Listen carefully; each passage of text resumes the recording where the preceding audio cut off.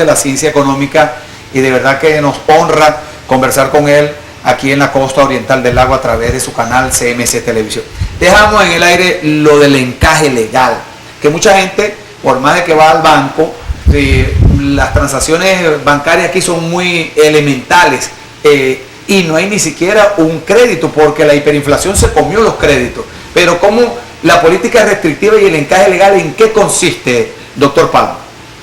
Bueno, como estábamos diciendo, el encaje legal es un porcentaje que establece la autoridad monetaria que determina cuánto de los depósitos que tiene la banca tienen que ser inmovilizados en el Banco Central en forma de reservas.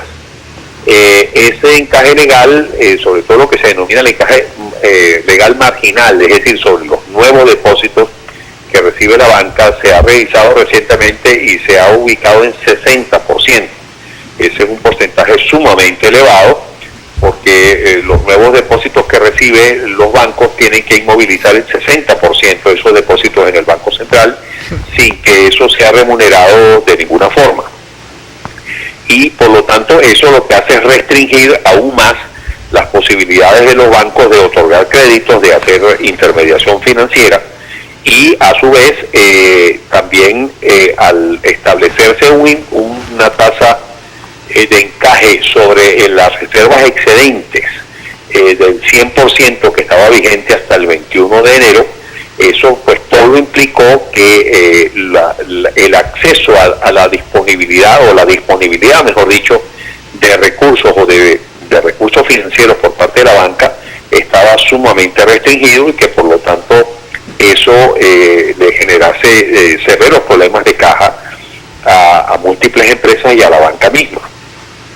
Ese encaje del 100% sobre las reservas excedentes fue eliminado el día 21 de enero, y eso entonces liberó un poco los recursos con que cuenta la banca para realizar sus operaciones, sobre todo para la banca poder estar en la compensación en niveles, en los niveles que debe estar, o sea, que ningún banco esté en compensación negativa y que no tenga recursos con que poder cubrir esa compensación negativa un día determinado. Eso, por lo tanto, fue importante la eliminación de ese encaje sobre el excedente, sobre la reserva excedente, pero el mantenimiento de la reserva o del encaje mínimo requerido en 60% para los nuevos depósitos sigue siendo un encaje sumamente elevado y muy costoso para la banca. Doctor, soluciones. Zimbabue, esa economía pequeña pero significativa en África, tuvo una inflación de 76.000 millones%. Sí, estamos hablando de que hizo un estrago en esa economía, y fue la más alta. Bueno, la más alta fue en Alemania, que estábamos hablando de billones, de 12 ceros, pues a la derecha. Pero ¿hasta dónde puede llegar? ¿Cuáles son las posibles soluciones para que no dejemos desesperanzado el público que lo está escuchando, doctor Palma? No, la receta a la hiperinflación ya se conoce y ha sido aplicada exitosamente en muchos países, incluyendo muchos países latinoamericanos, que en el pasado sufrieron procesos hiperinflacionarios y que los corrigieron en una forma muy exitosa, y hoy en día pues tienen inflaciones de 2, 3, 4% al año, cuando esas economías pudieron en algunos momentos sufrir inflaciones por encima del 20.000%. Eso hizo pues que la receta hiperinflacionaria se conociera y que se considerara que esa enfermedad hiperinflacionaria era una enfermedad superada, una enfermedad ya del pasado. Pero lo extraño es que Venezuela ahora es que ha caído en ese proceso hiperinflacionario, y que el gobierno se niegue a aplicar las recetas ya conocidas, exitosas, que hay que aplicar para abatir la inflación. El gobierno se niega a ello, y por eso es que estamos sufriendo la hiperinflación que estamos padeciendo. Con un nuevo gobierno, el Fondo Monetario Internacional, el Banco Mundial, el Banco Iberoamericano de Desarrollo, ¿pudieran inyectar dinero inmediato o tiene que ser contraproyecto? ¿Cómo pudiera ser eso, doctor? No, como parte de ese proceso de esfuerzo de estabilización o de ajuste, de estabilización de precios, definitivamente Venezuela necesitará una importantísima cantidad de dinero cambios para poder ir a una situación de una normalización de la actividad cambiaria, para disponer de recursos con que realizar o poner en marcha subsidios directos a la población de más bajos ingresos, para que sean los que menos, o aliviarles pues la cuota de sufrimiento en esos implícitos en esos procesos de ajuste que están por darse en Venezuela. Y para ello se requiere, por lo tanto, una enorme cantidad de dinero que puede estar en torno a los 80.000 millones de dólares. Y ahí definitivamente esos montos tan sumamente importantes que tendrá que negociar el nuevo gobierno que ponga en marcha estos planes de ajuste, pues el Fondo Monetario Internacional, el Banco Mundial y otras organizaciones multilaterales como el Banco Interamericano de Desarrollo, la CAF, etcétera, tendrán que jugar un papel muy importante para aportar recursos, al igual que donaciones que vengan de deuda que tenga Venezuela con otros países, asistencia financiera o créditos cuentas que puedan montar otros países del mundo para darle a Venezuela esos cuantiosos recursos que va a requerir.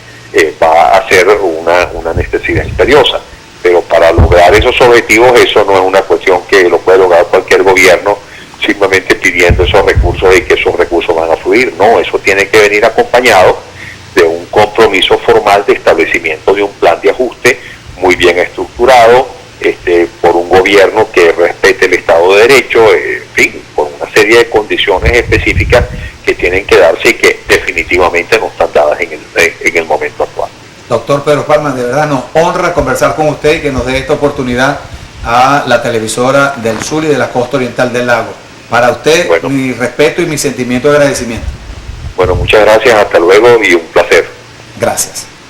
Bueno, teníamos al doctor Pedro Palma con nosotros y tenemos un personaje por demás importante en los estudios. Sí, un abogado, un colega periodista, un hombre que ha recorrido parte del planeta y hoy tiene una responsabilidad como presidente de servicio del Parlamento Latinoamericano y es diputado a la Asamblea Nacional ya por reiteradas oportunidades. Nada más y nada menos que tenemos en el estudio a nuestro amigo, y eso es una categoría que me honra decirlo, el amigo y diputado Julio César Montoya.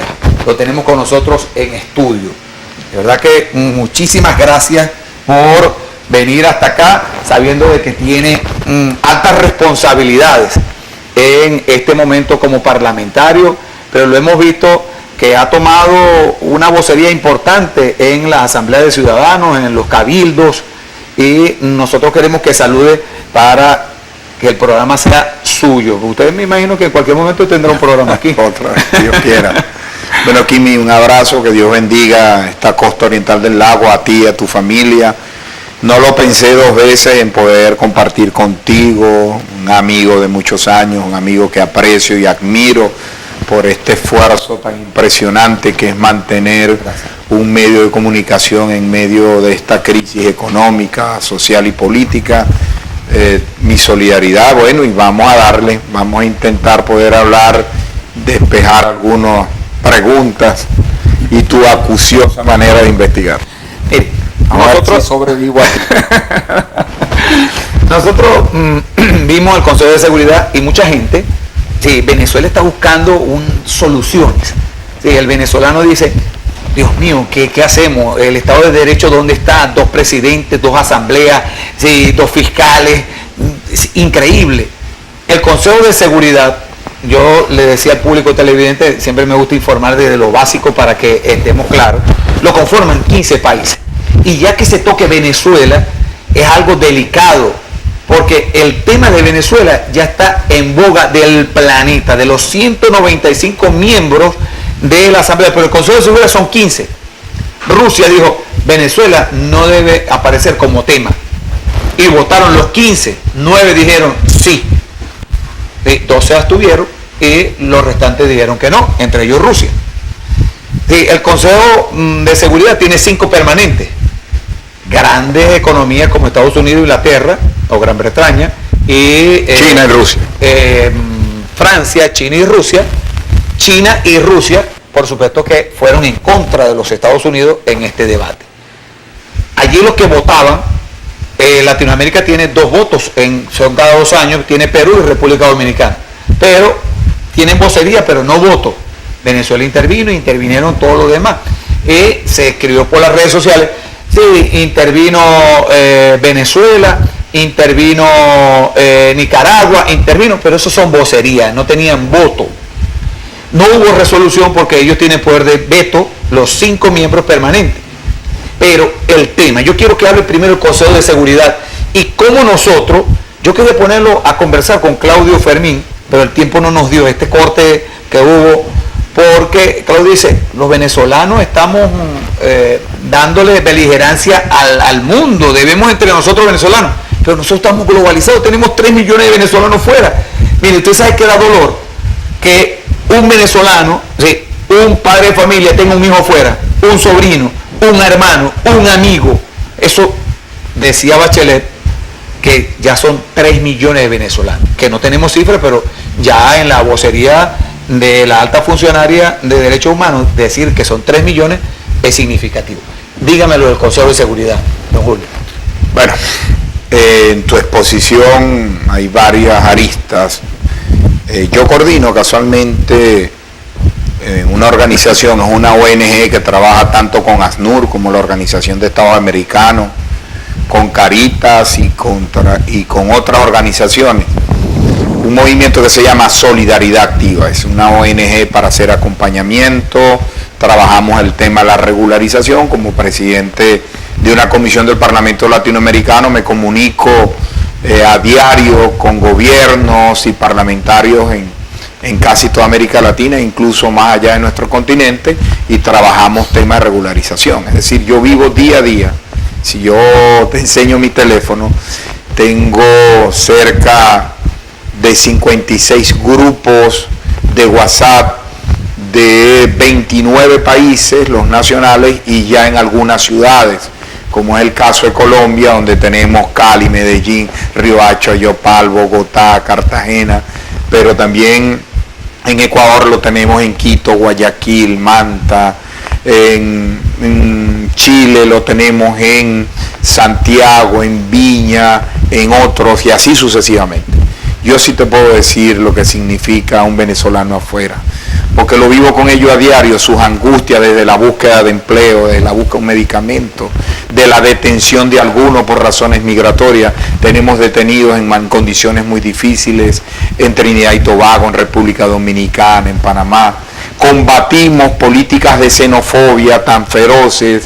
Los venezolanos en Panamá se han ido a recuperar espacios públicos, playas, etcétera, para ver que en agradecimiento, pero eso lo repetimos en República Dominicana, etcétera.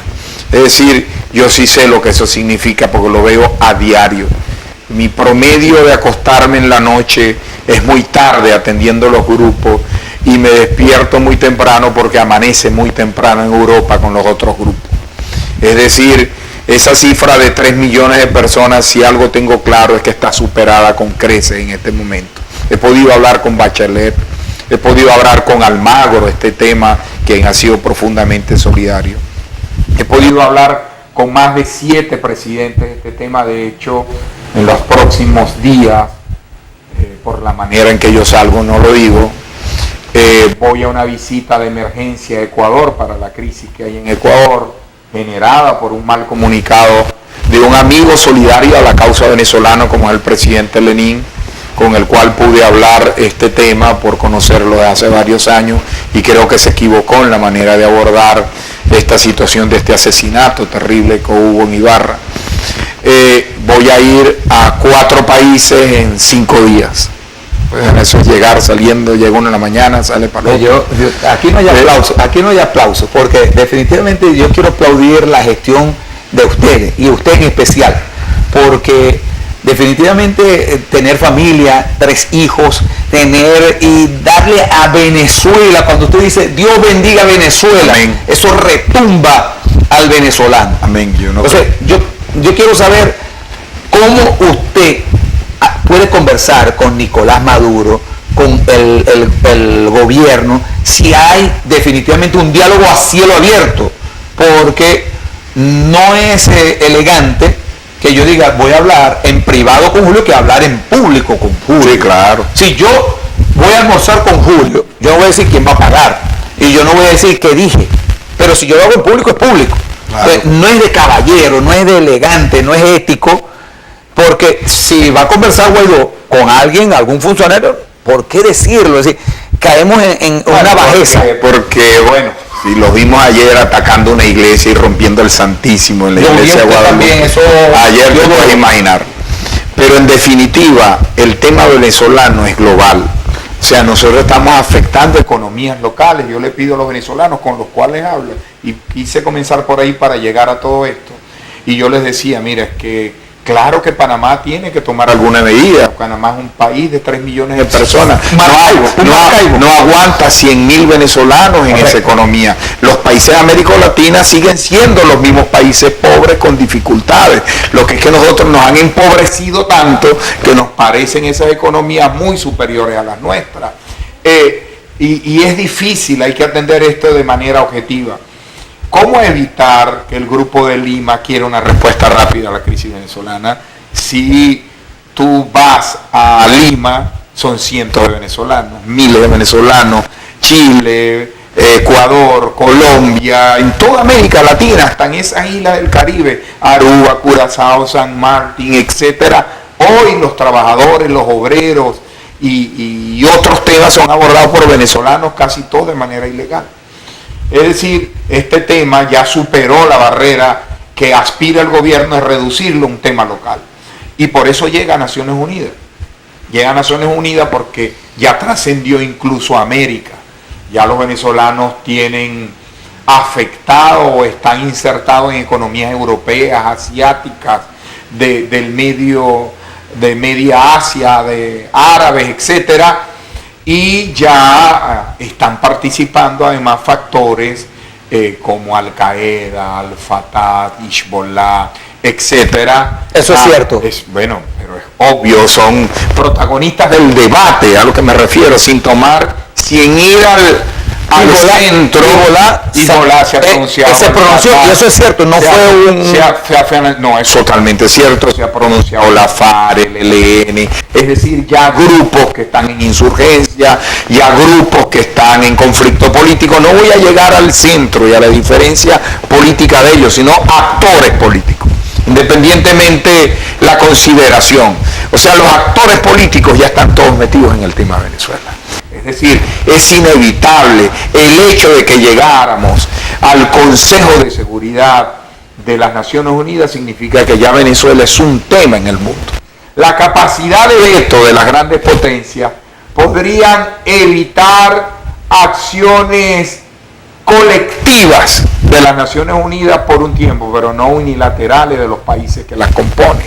Eso es una norma. Cualquier país que sea parte de este conflicto puede tomar medidas unilaterales. No quisiéramos en el mundo que exista la unilateralidad, pero que exista la unanimidad o la búsqueda de consenso, pero es inevitable y ya esto no lo va a poder detener nadie, que Venezuela sea parte de la discusión de la seguridad personal, alimentaria, etcétera, de consideraciones de Naciones Unidas. Eso no lo va a evitar. Por eso que hoy el diálogo, la negociación, la discusión de la crisis de Venezuela tiene que ser pública. No la puedes encerrar en ningún cuarto porque evidentemente nadie la comprendería y hay muchos actores ya empujando a esto. Pero a la final lo que queremos los venezolanos es muy sencillo, una salida electoral. A mí me gusta mucho la propuesta que ha hecho la Comunidad Europea y lo digo por primera vez en un programa. La Comunidad Europea está diciendo, yo le doy tantos días para que el gobierno, que todo el mundo sabe que fue electo de manera inconstitucional e ilegal y fraudulenta, le diga al mundo cuándo vamos a tener elecciones limpias, transparentes y supervisadas en Venezuela. Si de no hacerlo, nosotros reconoceremos lo que dice la Constitución en Venezuela en su artículo 233, que el presidente de la Asamblea Nacional se constituye en presidente de un gobierno de transición para convocar a las elecciones. A mí me parece esa posición adulta, para no poner un término político, altamente, que busca la paz, una salida electoral y evita la confrontación. Ya hoy está en el lado del régimen decir si quiere que Venezuela tenga una salida a una crisis que es real, o sea, es inevitable. Yo me puse a estudiar periodismo porque me puse a estudiar la política comunicacional del régimen y me encontré con coincidencias, con pensamientos como el de Chomsky, la tesis de manipulación mediática. Ajá. Pero también me encontré con la de Goebbels, en una mentira repetida 1000 veces, en las 7 teorías de Goebbels de poder manipular y cambiar la verdad. Ahí me encontré con unos muchachos que son unos genios en materia de comunicación en la modernidad, que están en la Complutense, en España, que son los jóvenes que crearon el partido Podemos, Errejón, Iglesias, etcétera. Me los puse a analizar desde el punto de vista profesional y luego encontré todo lo que encontré: el financiamiento del gobierno de Chávez a ellos, crearon y construyeron un partido político con dinero venezolano en un plan de impulsar partidos afines en Europa con dinero venezolano, unos chules, vulgares chulos, que corrompieron. Errejón aquí cobró dinero para hacer una política de comunicación por una moneda común del ALBA que nunca apareció, se robó cerca de 200 millones de euros. Encontré que ese financiamiento pudo llegar a casi 800 millones de euros con dinero venezolano, mientras nuestro pueblo se muere de hambre. Pero analizándolo desde el punto convencional dije, no, esto no son coincidencias, aquí hay una política, y me puse a estudiar esto. Entonces yo creo que hoy ya estas herramientas comunicacionales no le sirven al régimen, porque la realidad es tan grande que cambiarla es muy difícil. Es decir, ellos podrán decir en televisión: la política económica es culpa del bloqueo norteamericano, del bloqueo que nos tiene el punto económico, pero entonces viene la Cava y trae unos buses de Estados Unidos. Bueno, pero no es que estaban bloqueados para traer buses, pues. Entonces ves que cada vez abren más minimarkets y supermercados con productos todos norteamericanos a precio de dólares. Bueno, ¿y cómo es que está el bloqueo aquí? ¿Cómo es? Acaban de, en un negocio oscuro, de entregarle los bicentenarios que habían sido expropiados, los éxitos aquellos que habían sido expropiados, a privados de una manera escudo, casi todos miembros de su mismo clan, y ya descubrí que quien trae esos alimentos es el mismo Taret que traía las cajas de clave. Ojo, no es Taret ni el fiscal ni Taret el vicepresidente, es otro Taret, ese nombre para que se repite mucho en el es otro Taret el que acusaron de fraude en Colombia y de traer alimentos en descompuestos y meterlo en las cajas del CLA. Le dieron todo esto de manera fraudulenta. Entonces es inevitable que, pero sin embargo, sea global la discusión. Sin embargo, cualquiera ve tanto al presidente Nicolás Maduro como cualquier miembro del gobierno y lo ven muy seguro. ¿Sí? ¿Hasta dónde ese aislamiento internacional sí es una política bien llevada, una estrategia, cuando me imagino que la propia oposición como que no sabía que se iba a juramentar el día 23, buena parte de la oposición no sabía, y el gobierno también lo agarró de imprevisto, esa juramentación. Bueno, se sienten solventes enfrente de la televisión, pero usted que está dentro de ellos, de ver la situación del gobierno, usted puede decir que si hay un quiebre y si hay posibilidades de una elección secreta. Y bueno, es lo que nosotros queremos. O sea, para nosotros la confrontación armada, mi pensamiento y el nuestro es demócrata. Nosotros no tenemos cultura militar. Nosotros, en mi caso, no fui guerrillero, no tomé la lucha armada nunca como opción política. Nuestro pensamiento está diseñado para la democracia, los partidos políticos y dirimir votando. Es decir, no pasa por nuestra mente ningún factor de eso. Por lo tanto, no le debe extrañar a la gente que nuestra política gira en torno a garantizar esto. Ahora, esto es muy fácil, para que veamos las contradicciones del régimen. El régimen dijo, en 72 horas, la embajada de Estados Unidos se tiene que ir de aquí. Y ya la pasó para 720 horas, es decir, 30 muchos días. El cónsul de Venezuela o la cónsul de Venezuela hoy dijo que no acatará las decisiones del régimen venezolano. Ahora yo le pregunto, vótenla, sáquenla. El agregado militar de Venezuela en Estados Unidos dijo que él se queda y va a reconocer los gobiernos de transición. Vótenlo, sáquenlo. O sea, ¿dónde queda?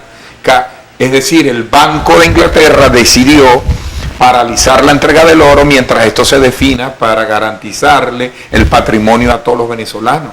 Vayan a buscarlo. ¿Pueden meter preso a Guaidó? ¿Ah? ¿Lo pueden meter preso? Bueno, constitucionalmente no pueden hacerlo, pero tienen preso a Juan Requesén de manera ilegal, inconstitucional y torturado. Es decir, todos los que estamos en esto sabemos a lo que nos enfrentamos. Yo soy presidente de quizás la comisión más importante del Parlamento latinoamericano, lo cual no me da inmunidad en Venezuela, me da inmunidad en todo el continente. Pero ya el gobierno ha demostrado que la inmunidad, el Estado de Derecho no es lo prioritario. Los que estamos en esto sabemos lo que puede ocurrir. Pero yo creo, y es ya concretando tu pregunta, es que yo creo que ya el presidente perdió gobernabilidad de muchos aspectos de la vida. Es más, si a mí me dice perdió gobernabilidad, incluso en elementos tan importantes, pero ellos que tienen un pensamiento estatista, centralista y comunista, hoy no gobiernan la economía. Y dejaron en la indefensión al pueblo venezolano, en la indefensión del especulador que existe, de una dolarización que existe, que tenemos dolarizada la economía, pero no el salario. Y eso es indefensión, ya no tiene gobernabilidad. Y ahora están terminando satanizaban todas las páginas. Y ahora la guía de la economía son las páginas. Por Dios, eso es traición a la patria, presidente. Usted dijo que si alguien se guiaba por Dollar Today o las páginas que expresaban la conducta del dólar con análisis económico, eran traidores a la patria. Y entonces ahora usted, como traidor de la patria, con su política económica, se guía por la página. Esto no puede ser.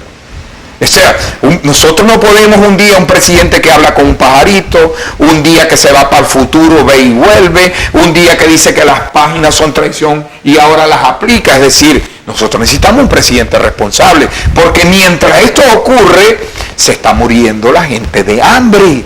Es que no es un mito, hambre, es decir, como un trabajador, si un trabajador, Kimi, ganara 100 millones de bolívares mensuales, con eso no puede vivir. 3 kilos de queso. ¿Y cuántos? 100 millones son 3 kilos de queso. ¿Cuántos venezolanos ganan 100 millones de bolívares? Casi ninguno. 3 kilos de queso. La mayoría gana el salario mínimo de 18,000. Y las bonificaciones que muchos han logrado porque el emprendedor por lo general da una bonificación en dólares u otro. Pero ¿quién está pasando hambre? No hay medicamentos, no hay un equipo de tomografía y resonancia magnética en ningún hospital público de Venezuela.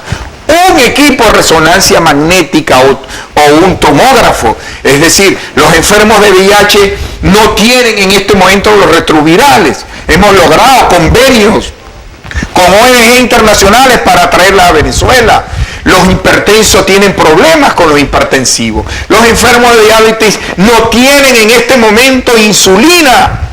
En este momento nuestra población tiene las características de una tragedia. Yo pregunto, cuando un enfermo está en una máquina conectado y se va la electricidad por 3 horas y muere el paciente, ¿quién es el que va a pagar ese homicidio culposo? Porque en estricto derecho es homicidio culposo.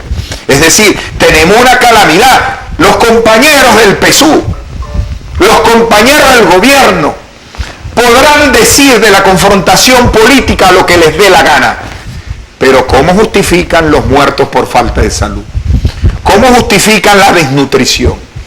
¿Cuál es la respuesta que tenemos a una población que necesita servicios públicos, que le limpien la basura, que le den agua. No hay agua en la costa oriental del lago, y la propuesta sea cambiar el nombre de una parroquia. Por vida Dios, es que creen que la gente es pendeja. Es que creen que la gente va a entender a un alcalde que dispara en las motos, que se ha convertido en un paramilitar más, en vez de proteger la ciudad, de limpiar, de darle agua, de generar empleo. Creen que la gente va a entender que la prioridad sea cambiarle el nombre a una parroquia en vez de generar soluciones. Y así es. Eso que se ve aquí en micro es el problema del país, que es retórica de viudas de la Unión Soviética, es retórica y más retórica, y la gente lo que ella aspira es soluciones. ¿Queremos un acuerdo? Yo le propongo un acuerdo a las partes confrontadas, ya, hoy. Hemos conseguido millones de dólares en ayuda humanitaria. Vamos a meterla al país, pues. Vamos a sacar la confrontación política y entre todos empezamos a dotar hospitales, empezamos a dotar ambulatorios, empezamos a ayudar a las iglesias a que ellas sean, no sean ni los partidos, sino la iglesia católica evangélica la que distribuye esos alimentos. Vamos a llegar a ese acuerdo, pues. Pero es que no hay manera ni hacer un acuerdo posible para poderle darle medicamentos a nuestros enfermos. Entonces yo creo que hoy el debate en Venezuela es de hechos, es de elementos que nos ayuden a detener esto. Hace 20 años Venezuela era el país con mayores posibilidades de desarrollo en América Latina. 20 años después, Venezuela es el país último por debajo de economías como la de Haití. Somos el país último en posibilidades de desarrollo. Es decir, la política se ve por resultados. Todo se ve por resultados. Si tú eres un buen padre, lo ves con los resultados, cómo son tus hijos, cómo es tu familia.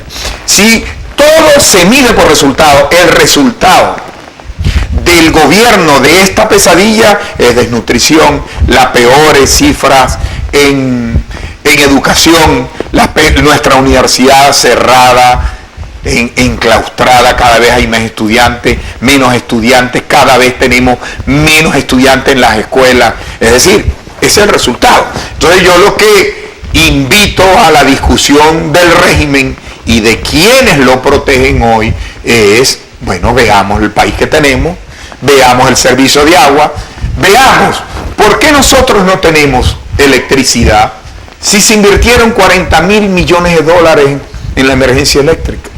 Yo quiero justicia, porque no puede ser